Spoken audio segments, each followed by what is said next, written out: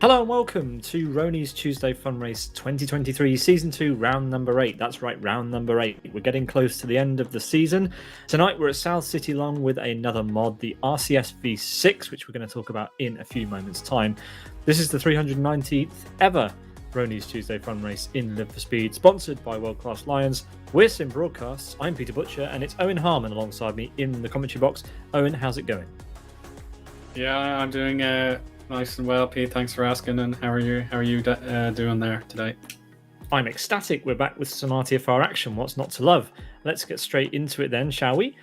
Because we've got a lot to talk about before we go to the track. We're on round 8, as I mentioned, of a 10-round season 2, and the combination has been confirmed for next time out to be with the Radical mod, the Radix at Aston Grand Prix Reversed. That'll be on November 21st. But we don't care about that right now.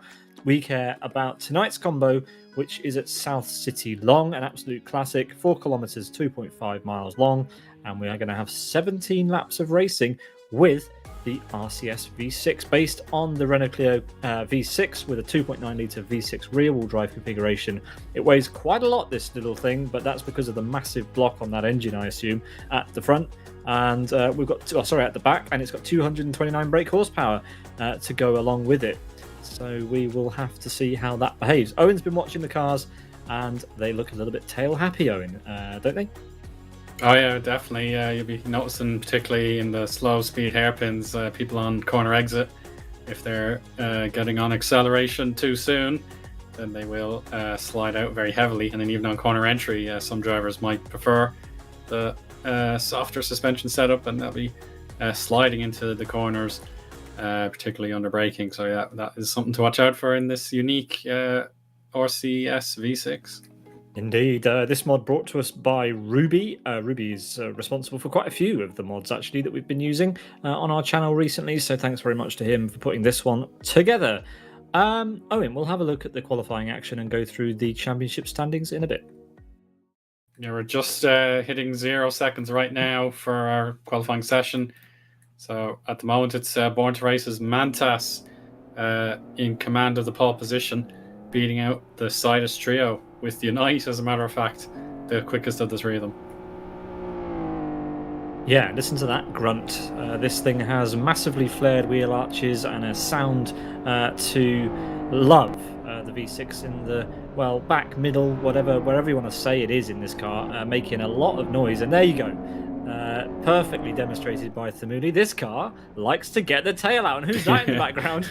It's demonstrating it even better through turn number 1. Yeah, this is going to be a nightmare for the drivers and absolute comedy for us here in the commentary box. We are looking forward to it immensely. We've got 26 qualifiers so far. Here's Mantas, one of the Sim Broadcast's supporters, of course, driving there. Well, how is he going to do today? He's currently on pole position, but can anybody else beat him to the punch before the end of the session, Owen? I look at Gabor here. He's just smashed the wall. So he says CBA in chat, indicating that he does not want to carry on with the qualifying session and get on with things. So yeah, Sidus may have found a little bit of kryptonite in their ointment tonight. Yeah, fair play to Mantas for getting the better of the Sidus boys so far. And this looks promising for the race. It's going to be an interesting one, I think. But here we go. Final corner for Mantas. Can he improve as he goes around this 180-degree hairpin and puts all the power to the floor, all 229 horsepower, which actually, is that a lot of power for a V6? It doesn't sound like it is. Yeah, Chris in my ear saying it was the most powerful hot hatch of its day. Well, there we are, as he comes across the start-finish line with a 1:54.25 to seal off the session. And the Mantas is our pole sitter, I believe. I don't think anybody else is going to top that one, Owen, in this session. I think that is everybody done, so we can run down the qualifying order. A very, very quick end to qualifying, that I appreciate, but we like to foreshadow. We like to leave all the intrigue and excitement for the race in RTFR. So there we go. Mantas on pole with a 1:54.25. A couple of tenths and a bit behind him, it's Unite in P2 with Gabor and Rick Cardle, his teammates, lining up 2nd, 3rd and 4th on the grid. Interestingly, they Unite in P2, Owen. That doesn't happen very often. No, that is very true. Unite, obviously, he is extremely talented, but his teammates Gabor and Rick usually have that extra bit of performance in hand. So the fact that Unite has beaten them both pretty comfortably, I have to say, it's definitely a rare chance for Unite to get himself top of the pile for Sidus. But yeah, a lot of pressure from World Class Lions and SGR as well, not too far behind.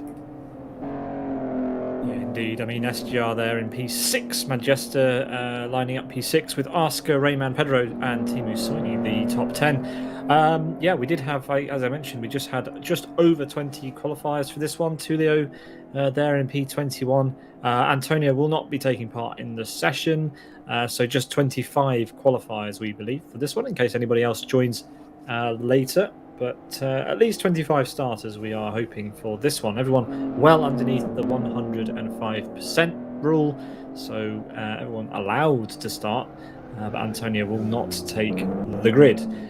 Owen, we should talk about the Drivers' Championship standings, because that is coming to coming to a close, really. It's Gabor who leads the way with 155 points.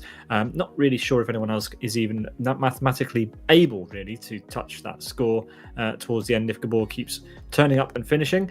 But it's Rick Cardle, best of the rest in P2, lines up P4 today, just behind his championship leading teammate, who is, 60 points ahead at the moment. Then it's Ayub.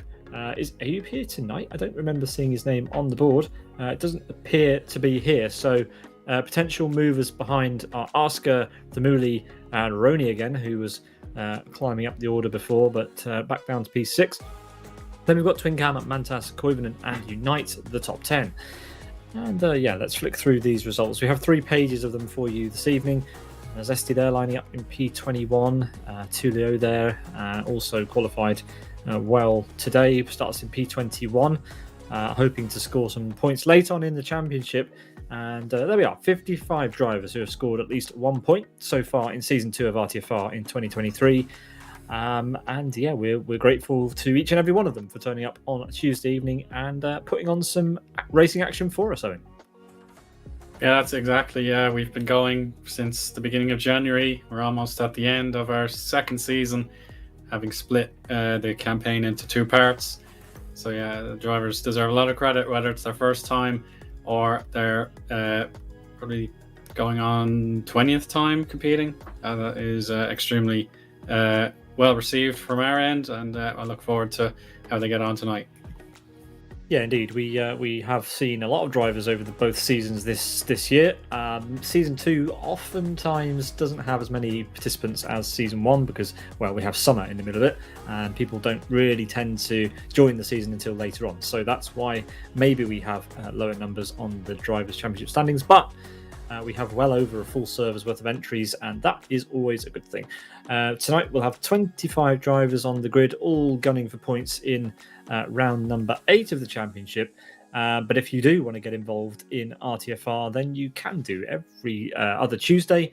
And the next round, the penultimate round of the 2023 season of RTFR, will be on November 21st with the Radix at Aston Grand Prix Reversed. So it's a car based very much on the Radical, and it's going to be a blast around there.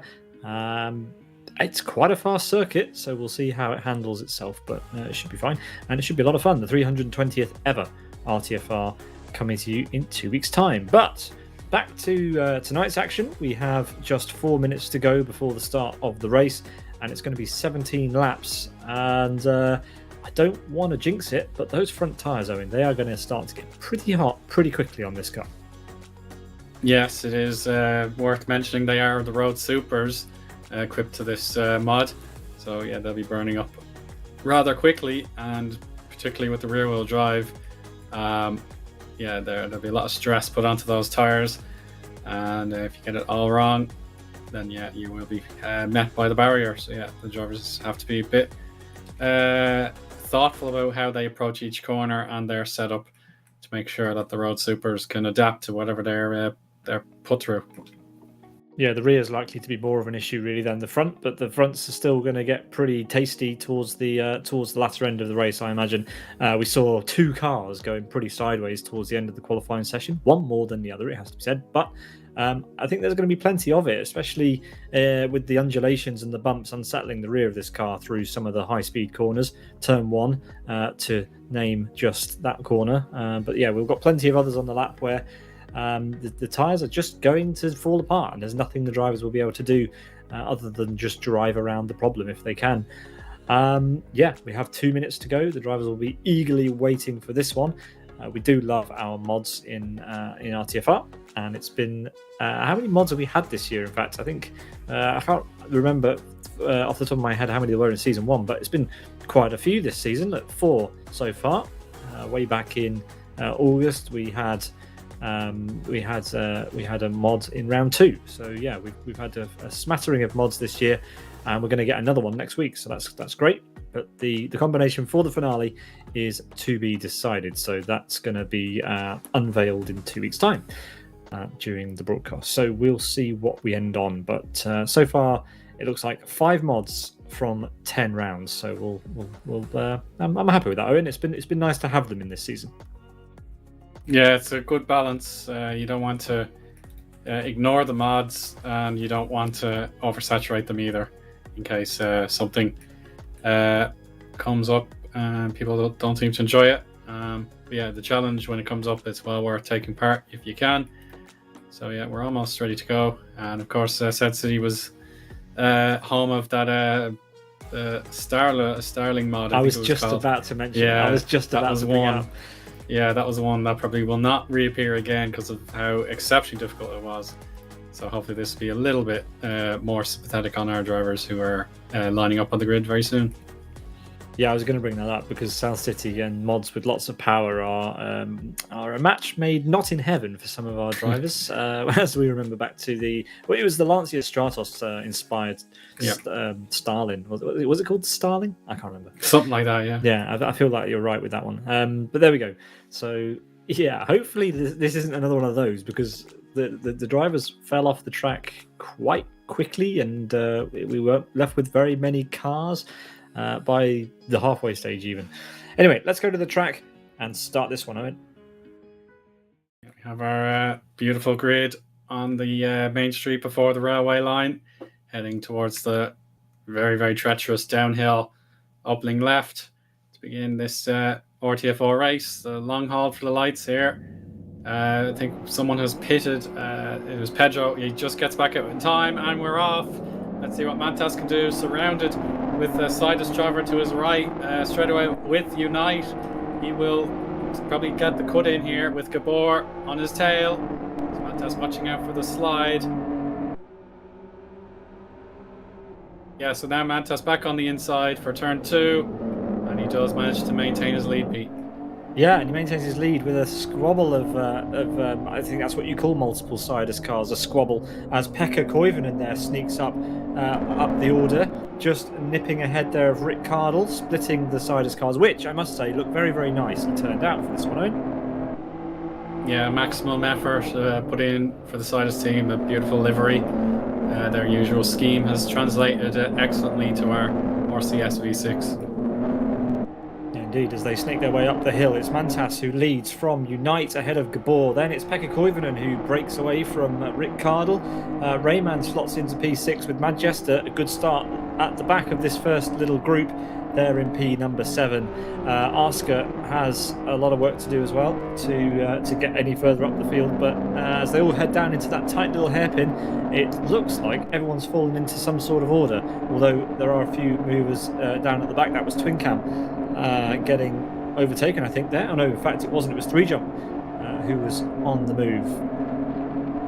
Who was that who just spun around? I think that was Martin McCarry. Yeah, Martin McCarry, yeah. Facing the wrong way.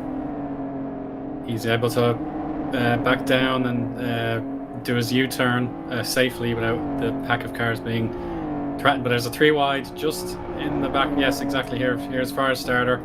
He will take on Soini and Lord Jag for the penultimate corner here. LG Meese has to watch out very soon because they'll be getting the slipstream off him.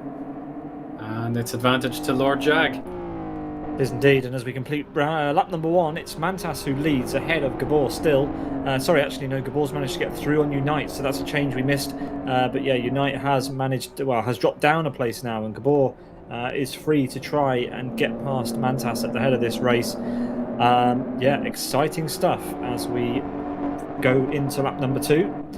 Michael on Pedro into turn 1 with Twin Cam waiting. Oh, we've got a big collision in the background. That's T-Bug and Tulio involved in a smash at turn 1. Oh yeah, Tulio has his rear left panel in bits, really. It's going to be very difficult. If he hits the wall again, the suspension might be a little bit exposed, but I think it's just cosmetic damage on the rear for now. Maybe the fronts took a little bit of the brunt. Yeah, speaking of the front taking a bit of the brunt, which rhymes, it's Magic who is making contact with Pedro Biar ahead of him, pushed him into the bus stop, almost made contact again on the exit, and now has compromised Pedro so much that he might be able to go for a move in the hairpin. He needs to be careful though, because it's 3-jump Falcon and Rony, the race green posse all behind him as well. Magic trying to go around the outside, surely not, it's not going to work. Has to get on the brakes quite early, but no. Pedro's gone all sorts of deep, and that's going to allow Magic through. And Pedro drops back. Number in the chat says this car looks great, and yes, I absolutely agree. It is a pretty good replica, I have to say, by Ruby, who's put together this mod for us. The RCS V6. Go and check it out in LFSS3. Yeah, it's pretty much one-to-one recreation of the Clio V6. Yeah, it's absolutely spot on. There's not a part of it that looks fictional. It's pretty much spot on. Yeah, here's Falcon on the inside of 3-jump, but yeah, as you can see, there's an example of the tail stepping out, and you're not able to apply the traction properly. So 3-jump preserves his 14th position on board with 3-jump now. Watch for his mirrors, obviously you won't be able to see exactly what he sees, but yeah, you won't be able to notice as he takes a peek. He's got the threat of Falcon still very, very close by. Oh, yeah. Falcon almost overdid it there, but he's still overdoing it. It took him about three turns of the wheel to try and stop overdoing it, but he made it. And the battle for the lead rages on. Mantas lost 2/10 that last lap, and he's understeered quite significantly there at the bus stop. But it's enough to deny Gabor a smooth route past him. But the run down. Oh, a little close to the wall there, but the run down to turn 11, that could be decisive, but Mantas has pulled a little bit of a gap again. Yeah, he has indeed. Gabor kissing the wall at the top of the hill as they break down into the hairpin once again. And, well, Gabor's looking racing. This is a fantastic camera angle. This reminds me of the onboards from the touring cars, and absolutely epic view. This is a fantastic looking car, Eoin. I really, really am enjoying the wheel-to-wheel action we're seeing as Mantas gets a good exit back onto the motorway, up the on-ramp and onto the freeway now. And it looks like we've got a battle on at the back between Manchester and Rayman. I say at the back, this is for P6. Yeah, it's certainly among the competitors for big points. Rayman has to be patient. Yeah, you see Manchester cuts off his preferred exit line, so he had to lift.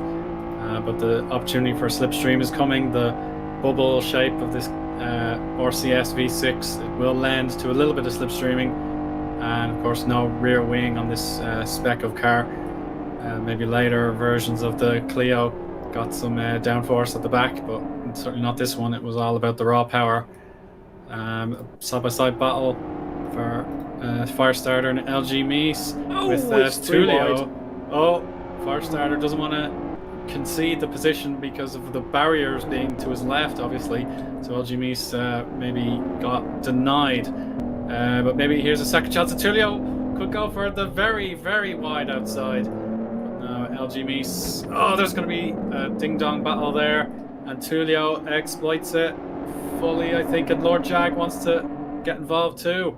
Yeah, absolutely mugged. Tulio did that perfectly. A little bit of an opportunistic move trying to go around the outside into turn 1, but turned it into the slipstream. And it worked as Gabor and Mantas are now side by side going down into the hairpin. And it looks like Gabor's through even before they get there. So is it job done? Mantas has to have a go back, surely. puts the nose on the inside, but he's not going to be able to hold it up the hill. He's going to have to go straight into defensive mode if he's not careful. But Gabor goes through a nice exit at the top of the hill, sees him down into the hairpin first, and Mantas pushed back to P2 as we enter the end of lap number 4. Over the sector line they go, and now it's Unite's turn to kind of take the opportunity while Mantas is a bit shaken after that pass, but nothing into the hairpin for Unite at this point. Yeah, there's nothing available for Unite to grab just yet, but with Gabor now in the lead, his realistically he will be champion by now if he secures yet another win. So yeah, it will be a case of every other driver just needs to keep the championship just hanging by a thread. Really, that would be a better scenario than if Gabor is mathematically champion so soon into the season and he consolidates his lead with the new fastest lap. Yeah, if Gabor wins today, it's a slam dunk. He's done it. There's no one else who's going to be able to challenge him for the win. And I think that was a pretty poor entry there from Unite. Mantas actually just managed to break away a bit, so can now refocus his attention on Gabor. But I don't think Gabor's going to let him focus for long, because once he's in the lead, he doesn't need any more invitation to just disappear. So as we ride on board from Unite's perspective, Mantas runs wide again, trying maybe to prioritise the exit, but it hasn't really worked. Gabor has just got everything hooked up on the race setup at the moment. Yeah, not a pickle out of place here for Gabor, but yeah, Mantas seems to take that line as a method rather than a mistake. So yeah, it is probably the way he's going to drive the car now, with threats coming very close by behind, with Koivunen and Cardle not far behind either. No, indeed. I mean, Rick Cardle's been nowhere really at the front of this race. He's still hanging on there in P5, but he hasn't been a factor in the fights further up at all so far. Maybe just trying to get used to the car and race trim. Remember, the drivers don't have all that long to learn a brand new car for RTFR. It's a weekday evening series. So, you know, you're lucky if you have enough time to drive in this race, to be honest. It's tricky enough finding time to commentate on it, Eoin. Yeah, it's very tricky to balance everything, but yeah, we still race on. We have more contests, red versus green. Oh, Falcon again. Oh, he must have taken the bump. Yeah, off Pedro quite badly there. A bit of lag, perhaps, the lag contact with the latency. Rony, though, will have a look at his teammate and he'll want to pass him. There's a little speed difference now. They're equal, so there's going to be some bump drafting, and if Rony endorses bump drafting, then everyone can do it. Well, it's a bit of an unfortunate camera angle, because when Rony gets close, this thing looks like a Nissan Leaf. Yeah. Oh well. We won't use that camera angle again. Sorry, Chris. But there we go. Rony didn't actually go for the move. He's got red air intakes on the side there. That's interesting. It's nice, nice little touch, just to make his car look a little bit different to his teammates around him, which is really kind of useful tonight, as quite a lot of drivers are using the same sorts of liveries. Multiple carriers had a spin down at turn 1 by the looks of it. Yep, just recovering there. Currently P23, as we've now got T-Bug going for a move on Rony at the inside of the bus stop. Oh, just about manages to get through, but that car is absolutely battered. Look at the rear and the front right of that. What a state. But anyway, still able to make moves with that car. Fair play to T-Bug. Yeah, nicely done by T-Bug. I have to monitor Pedro just ahead of Falcon now, in case he's just backing up and trying to preserve tyre life. Yeah, the rear right is perhaps burning up a little bit on his car, but it could be the case for everyone around him, so that might be the optimal performance out of this tyre for midfield runners who have a lot of work to do. Yeah, plenty of work to be done by quite a lot of the drivers, in fact, as we look up and down the grid. Rayman is all on his own now in P number 8, as he's dropped dropped some space in front and behind him, as we have Magic versus Michael. The two M's going at it. Michael currently leading P11 for him in the bright red RCS V6, and Magic following behind in that kind of lime green edition. And And yeah, it's a fabulous, fabulous looking car. This fair play to Ruby for providing us with yet another excellent mod, and we cannot wait to see what more he comes up with, because this is certainly something. Yeah, it's fantastic over the bumps as well. This thing, it really is agile, but I guess that's because of the wheelbase and just the sheer weight of this thing. It's well over a ton, and in such a small package, that's gonna be quite an event as it bumps over the undulations at South City. Yeah, that's very true. Yeah, a lot of weight in this car. The normal, usually sort of road safety chassis, etc. Like Renault are very proud of their NCAP rating back in the day, and I'm sure they still are. So yeah, this kind of car probably wouldn't have got the 5-star, but certainly would have been well up there. Koivunen MP3, so Sidus getting badly divided among each other now. Yeah, Unite got that all wrong into the hairpin. Just gave the place to Pekka completely just on a plate. So fair play to Pekka. He had to be there to make the most of that and swallowed it up straight away. And that demotes Unite down to P4. Remember, he started in P2. He was the leading Sidus car, and now Pekka Koivunen's got him. There's a 1.3 second gap between Gabor and Mantas as well. Mantas has not responded to the pace thus far. And what can Koivunen do now? He's been released. Yeah, we'll see what he is capable of in the corners now. He doesn't have a car to follow along with. Twin Cam on camera here on his own. It's one of the few drivers that has a huge gap front and behind, but from Michael downwards there is a strong competition among a lot of drivers. So yeah, Twin Cam quite lonely there in P10. Yeah, Twin Cam, sorry, not Twin Cam, T-Bug and Rony were still going at it in the final corner, so yeah, definite competition lower down. It's Twin Cam who occupies the top 10 spot at the moment as we are approaching halfway, but let's give some focus back to Unite, sorry, not Unite, Gabor, who is leading in a very well turned out Sidus livery. Not too many teams have put together liveries for this one, but the Sidus livery looks absolutely excellent. I think you have to agree, Eoin? Oh yeah, 10 out of 10. It's absolutely splendid. So thank you to, I believe, Unite who made the livery, so that's why he's wearing it. So yeah, absolutely wonderful job. Yeah, I'm glad you mentioned that. Yeah. Unite wearing the livery and not doing too badly in this race so far. He's lost 2 places, but he's wearing the livery, so we've got to give him some credit. And gold rims as well. I know a certain someone who would appreciate that. But there we are. Gold rims are a choice. Mm-hmm. Certainly, there is enough yellow on the car to probably justify it. Certainly the wing mirrors for one example. Yeah, Koivunen wants to pull away in his full yellow with the black sunroof, I suppose you want to call it. There it is. So let's see how he performs the hairpin. Will he have a dive bomb to worry about? Oh, he's understeering, but yeah, he'll counteract that, get on the power. So yeah, maybe Unite has spotted a small opening. You have to do a clinical job this lap to get side by side. Yeah, we see drivers concerned about tire life already, and we're only halfway. Yeah, it was going to happen sooner or later. If you start to enjoy the car will bite you back. You just cannot settle into any sort of rhythm if you're overheating the tyres early on. You have to calm down and relax your driving style somewhat to compensate for any overheating that's going on. And yeah, you can see Pekka sliding it round into the first corner. So even though he's in P3, has he pushed it too hard? Is he going to have to start checking in his mirrors once again? And once you start checking in your mirrors, that's a slippery slope, especially with 2 rapid Sidus drivers behind you. Yeah, it just plays on your mind if you're constantly looking in the mirrors. You won't focus on your braking points on your racing lines. So yeah, Koivunen can only focus on himself and then just take the occasional glance to make sure everything's okay.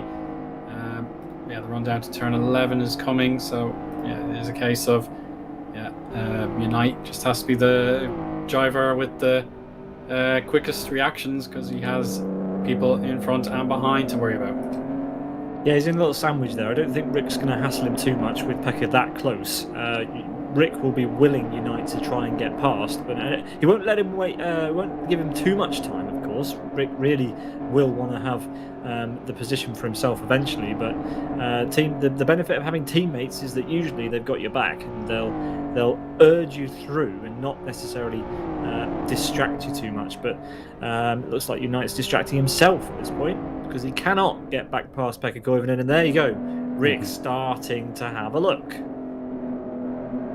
Yeah, he's certainly plotting away. Still time to probably take advantage of the fact he can cool his tires a little bit. Maybe late race, he might go for the move to assert his place in the team. But we'll check out some MRC battles with Pedro Bior and Magic with Michael just ahead. Oh, Magic almost had the move well and truly done, but it's not over yet. He has the pass, but it's going to be close. As you can see in the background, it's Falcon. So Race Green also excited to see what they can do in the battle for spot in 12th. So let's see, is there any big dance here for Pedro? What will he decide to do? He'll block with Falcon now available to look on the inside, but Pedro cuts him off. Yeah, covers that one off. He goes for kind of a half move on Magic by the looks of it. Magic is really going to be struggling with those rear tyres at some point soon, and Pedro surely is destined to get through if he can just keep it on the road behind. Magic missing every apex pretty much at this point. Cannot get that car to the side of the road. And again, wide, rear end stepping out. It's not the worst thing in the world to have the rear end step out a little bit through the bus stop. It does give you an advantage up the hill, but you don't want to do it every single corner because you aren't going to have any tyres left to do it on the next lap. So Pedro Biar is well aware of that, and now fancies a shot down to the hairpin. But it's going to have to be a brave lunge on the brakes. Joe Holmes style. Yeah, unfortunately, Magic had covered the middle portion of the track, so the Joe Holmes special was out of reach. But yeah, there may be a chance at the second to last corner, the hairpin left, that will give the opening here to Pedro. So let's see what he will choose to do. Onto the motorway they go, the overpass, and now watching out for the barriers to keep the drivers off the rest of the motorway. Now back down the exit. Watching out on ABS, a lot of brake power needed there, but Magic again, his rear end constantly stepping out in that corner, Pete. How is he keeping him behind? I mean, the camera went inside Pedro's car there, but Magic's still somehow able to keep the Master Race car driver behind him, and Falcon's not the most, he doesn't have infinite patience. At some point, he's going to want to go for this as well. Around the outside again, but that's gone wrong. That's door-to-door contact, and it's going to be a slam dunk into the wall. Pedro. And 3 jump. More contact there. 3 jump went in with full speed. Did not react. Maybe didn't even get a yellow flag warning. Yeah, that is a big collision. The latency tag, I think, is that what happened. So Pedro does get to carry on in 15th, but Tulio was actually able to clear Magic, whereas 3 jump was not so fortunate. Yeah, 3 jump straight into the side of him, as we've got Rick and Unite side by side, just about coming out the hairpin. Unite loses a place to Rick, and we just about missed that. So apologies for that. All the drama going off in the back. We missed a swap of the teammates. Unite down to P5, and Gabor yet again. Apparently, he's got a little bit of engine damage. He says he has, but it doesn't appear as though he actually has any, from what we can see. So Gabor potentially trying to, make Manzas push, perhaps. Try and get this battle on at the front again, but with 2.2 seconds between the two, Gabor has stamped his authority once again on this race, Eoin. Yeah, that's it. But if there's any mind games at play, it's probably of no real concern to Koivunen. He just needs to get away from the other side of his cars here. We look at the rear window just above the panel that separates the interior from the engine. You just have that plastic sort of panel thing to cover the engine, and that would be where the camera was there. So yeah, you just see it there on the back of Rick's car. Yeah, as I was just probably supposed to say, yeah, the chase is on here. One world-class Lion versus the two-sided, and Rick making that move recently on Unite. It will be his turn to try and get two-sided cars on the podium. It seems like Unite had a better turn of it there in the bus stop. Yeah, exactly. I think Rick will now have to try and get through, or else Unite is going to get one straight back. It's Rick's turn to try and get past the world-class Lions driver. Let's see how he fares. So far, not so good, because Pekka is doing a fine job there in P3, holding his own. He has broad daylight ahead of him, mind. That is a 5-second gap to P2. So this is the fight for the final step on the podium. There is no doubt about that. As you can see, the rubber being laid by the wheels on Pekka Koivunen's car. That is starting to struggle. Yeah, a little bit of a anxious wait to see what these tires will do. They will be starting to burn up for sure now. No one is probably safe from the wear on the rear right tire in particular. But now give Michael another shot here, looking from his rear bumper where the exhausts are located. And now it seems that Unite has made it back past Rick, so yeah, these guys need to sort something out. They do, otherwise because they're wasting time. Yeah, looks like Rick got a bad exit, let Unite through potentially.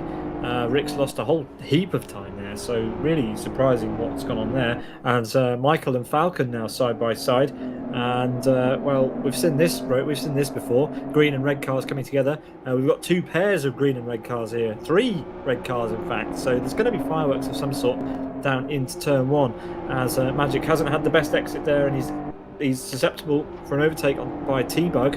We'll leave him. Well, I hope he leaves him plenty of room. He hasn't even seen him by the looks of it. Moved over, and there was a T-Bug there, and well, T-Bug through. I can't believe that car's still driving. Look at the state of it. Yeah, it is surprised that the cars can still go with all these whacks and bumps, but the main thing is there was no latency that speared the cars into the barriers.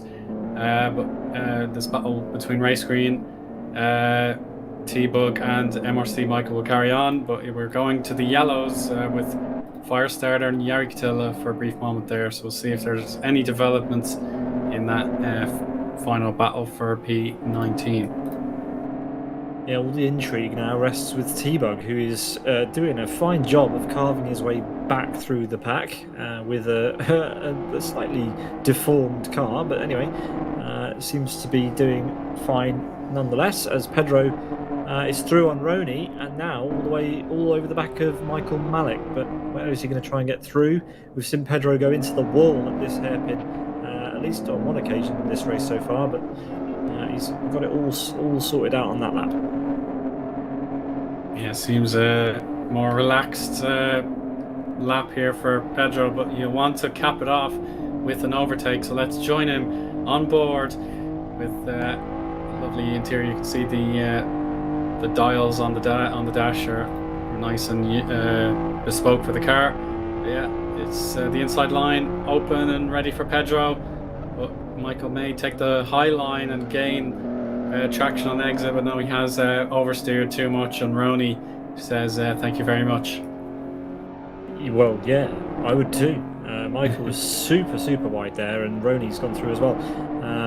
Michael will have the slipstream, and there could be another set of fireworks going off in turn 1 under the underpass. This track is the only track in LFS that has 2 turn 1s, by the way, because I can't decide which is which. This, in some cars, isn't even a corner, so it is turn 1. This is turn 2 coming up. Yeah, this car definitely notices the downhill dip after the railway line, so yeah, it would be considered turn 1 in this car. But yeah, Rony could peak at the right time, and yeah, there's a little bit of a chance here if Pedro makes a mistake, and Rony actually hit the wall as I was still watching that battle, but yeah, it seems like he's okay. It was just a slight tag, but he could have taken the place off Pedro there. It's just unlucky. Yeah, T-Bug and Falcon there, but yeah, it seems like Unite is gaining on Koivunen, so we should go back to that. Yeah, T-Bug made the move. T-Bug made the move on Falcon. He missed it just into the bus stop. But T-Bug up to P11, fair play, 1 place off the top 10, but an 8-second gap is what he has to face. But you're right, Unite versus Koivunen is getting hot again. Yeah, no better time with the lap counter ticking away. This will be lap 15 when Gabor crosses the line right now. There we go, lap 15, so 3 to go. And here we go. This is Unite's best opportunity, I think. If he gets this right, it could be too late for Koivunen's counter-attack, but yeah, he's got to watch out. Stay high, then cut in, minding the Smart curves. driving. Small slide, but it's caught. And Koivunen's still though very, very rapid. And he's not going to give up his spot to the very end. That was fantastic. Absolutely brilliant stuff. United could have quite easily forced the problem there, but it would have been absolute chaos. And he did the right thing and backed off. And he'll try again later on in the lap. United doesn't need to worry. His teammate has got his back. But Koivunen will be sweating bullets in that car. He will not want to be giving up P3 to these guys at all. This is bragging rights. If he manages to keep 2 Sidus cars behind him after all of this, then fair play to Pekka Koivunen. That is an effort, but it's not over yet. 2 and a bit laps to go with a formidable task on his hands of trying to keep Unite behind him, who on a good day is pretty unbeatable. So let's see what Koivunen can do. He's doing everything right so far, Owen. Oh, definitely, Pete. Yeah, he's almost there, but he's just got to hang on for that little bit longer. It looked like Rick was going to get close, but yeah, Unite should be prioritised at this stage unless he decides to move aside, but that would make a whole lot of sense at the moment. Comparing sectors, Koivunen a lot quicker, as big surprise because of the battle that just occurred. So yeah, Koivunen's nearly there, but this is crucial now. He's got to get the right launch out of this second to last, and then he should be secure from any more wheel-to-wheel contests into turn 1. And that looks spot on. What's wrong with this onboard, Owen? Can you tell? It's the fact that Unite's on the right side. Correct. Yeah. That's a disadvantage. I mean, not only because Nico will be used to driving a car on the left-hand side, but also that having the driver on the right-hand side in a rear-wheel drive hatchback around South City in this direction is a disadvantage. It's not the best weight distribution. So I just thought I'd point that out because that will be slowing him down. He is certainly the quickest driver by a long shot using a right-hand drive car. So yeah, it seems like he just forgot. Didn't really notice until it was too late. Yeah, in the Live for Speed you can set the side that the driver sits in most cars. Well, if you're on a anti-clockwise circuit, you want to be on the left-hand side of the car. It's as simple as that. If you can be. So why would you not use all of the tools at your disposal unless you're so used to driving on one side or the other that you just can't switch or adapt quick enough. But anyway, Unite will be feeling the pain of that one. And, well, it looks like Koivunen's done everything he needs to at this point. The gap is not coming down again. Only a mistake at this point probably will stop Koivunen from getting P3. A very, very nice drive all race long so far for those guys. But it's Gabor who is out in the lead, has purple in his name, has the fastest lap, the purple tick there. And with a 4-second gap, he will be cruising to the end with a lap to go. Yeah, he's almost there. We can pretty much acknowledge him as the champion of Season 2. Mathematically, it mightn't be over. I'm sure Rony has the mathematics in mind, depending on how many people are in attendance for round 9. But yeah, I honestly think this is the achievement forthcoming for Gabor. He will be champion almost certainly after this race. Free Jumps had a crash at the hairpin. Not sure if he was pushed or if he jumped, but there we go. That car is looking all sorts of messed up now, and that's not ideal as he just starts the final lap, and he's going to lose another place here to Yari Katila. But well on to the final lap now is Gabor. He only has a few corners left to go. He's still pushing. Look at that. He's absolutely balls to the wall there, making contact with the wall. In fact, no, is he just drifting? Is he showing off? I think he's showing off. That might have been a show off, but he would have been pushing hard. Yeah, it's a show off. Yeah, he's still quicker in that sector than Mantas. So that says it all, to be honest. Yeah, we'll give him the screen time at the end of the race. He deserves it. He's on his way to yet another championship victory after this one. He will be sealing the championship this evening if he can finish in P1. And a bit of a flourish into the hairpin. Why not? Yeah, he's got everything under control. He is so smooth. He is fantastic to watch. It wasn't the cleanest of qualifying sessions. He could not get the pole. Honours there went to Mantas, who currently is P2. Gabor couldn't even get P2 in qualifying. That went to his teammate Unite. So on one lap pace, he was not the quickest today, but it doesn't matter in the end because he's got the job done in the race. We've seen Mantas do this on occasion and overcook the celebration on the final lap. Gabor does have a lot of time in his hands, but wasn't the most elegant of power slides through the final corner. But we'll give him a bye. He's got time to mess around as he drives his way to yet another victory in RTFR. Across the line, Gabor comes to win the 319th ever RTFR. And, absolutely epic stuff from him. We'll see who else manages to have a close finish. It's Mantas in P2 then, with Pekka Koivunen getting a very, very nice P3 in the end. Yeah, well done to all our drivers who made it onto the podium. 3 different teams represented, so that's very impressive. But yeah, no doubt about it, Gabor had that race. Once he found his way to the top spot, he was never going to let it go. And then we'll see more drivers cross the line. Any battles? Oh, Rony's had a big spill at the end. Pedro Biar also slow. Yeah, they must have been side by side coming through the final corner, and they've both gone off. In fact, it looks like they went very wide into the outside barrier, and there's been an absolute spill, as you said, on the final lap. Pedro Biar and between Pedro Biar and Rony. So, well, what an end. But Motta McCarry might end up getting Michael Malik here. Ooh, in fact, it's going to be close. Like, Michael's just about got it in the bag, but yeah, Michael's cooked his clutch. So Motta McCarry nearly gained a place there on the line as well. So it's all going off towards the end. And the final car. Hey, big. There it is. A lovely. He's back on his wheels. Yeah, beautiful pirouette there.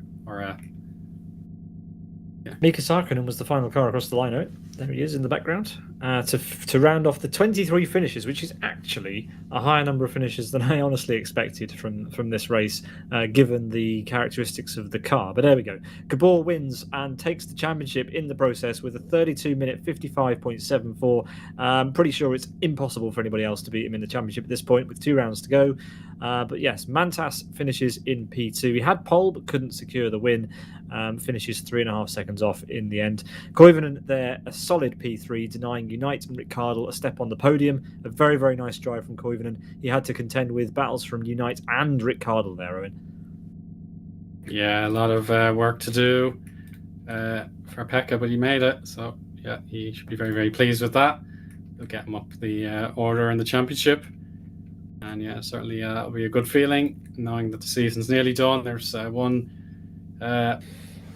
more rounds to go, but yeah, certainly one more boost to the confidence after today. So yeah, well done.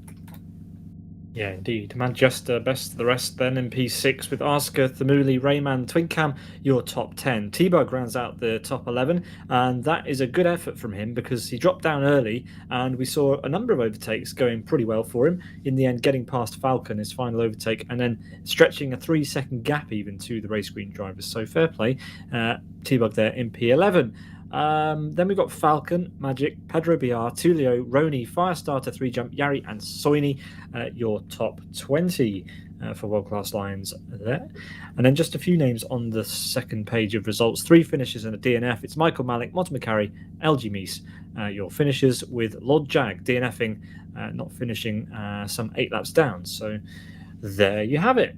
Eoin, that's another one in the books, and it was a spectacular race. Didn't go the same way as the Starlin did. No, there was a high rate of finishers, decent turnout. Obviously, people were ready to give this challenge a go. And yeah, I'd say people are more probably pleased with their time in the RCS V6, and it may appear again in future. Certainly has the racing pedigree. Perhaps the 4-cylinder Clios are probably more for the track day, the sort of actual motorsport. But yeah, the Clio V6, if you ever got to drive one, I'm sure it's one heck of a track day car. I'm sure it absolutely is one heck of a track day car, and just like some other cars we've seen in the past, it would be lovely to see a dedicated series with such a thing as the RCS V6. It looked like a handful out there, but it looked like a lot of fun. And who doesn't love a Clio? So yeah, we'll see if we get that back for any sort of racing in the future. But lovely to see it here on the channel for round number 8 of the 2023 season of RTFR in Live for Speed. Of course, we thank our sponsors, World Class Lines, for their contribution towards the prize pool for the Drivers' Championship standings, and of course the broadcast for RTFR. And yeah, we've got 2 rounds to go of this season. So if you did enjoy tonight's action, then well, why don't you come back next week? In 2 weeks' time, and join us for the race with the Radical at Aston Grand Prix Reversed on November 21st. We'd love to see you there. Owen, any final words before we close out for this evening? No, I suppose what I've said before is my closing thoughts. But yeah, it's been a lovely event, a lot of exciting driving, and yeah, hopefully the drivers have it in them for the XL. Whoever wishes to enter, that should be a fabulous event with the Radical. Yeah, that'll be the normal RTFR in 2 weeks with the Radical. For XL. Yeah. It's all right. We've got the FZR Aston Historic Reversed, which is AS4 reversed. So very, very similar track, but a very, very, very different car. The FZR at Aston Historic Reversed will be XL's combo for next Tuesday. We should also mention that we've got Fragmasters Fox Friday this Friday. And on Sunday we've got the Kesav Rockium 500 Oval event, which is with the Super GP mod, so that's going to be absolutely epic as well. You should absolutely join us for that. We'll be playing trailers galore for that during Friday's race to try and drum up a bit of interest for the broadcast, which will be kicking off at 7 o'clock UTC on Sunday. Please join us. It's going to be epic. The Kesav Rockium 500, inspired by the real life event that took place quite a few years ago now. But anyway, our ode to that event will kick off at 7 p.m. on Sunday at Rockium Oval with the Super GP mod, and that is going to be epic. Check out our calendar at simbroadcasts.tv for all the action that's coming your way in Live for Speed on our channel. And from all of us here in the commentary box, Chris McElroy in the background, myself, Peter Butcher, and Owen Harmon on the fiddle, it's goodbye from us, and we hope to see you next time. Bye-bye.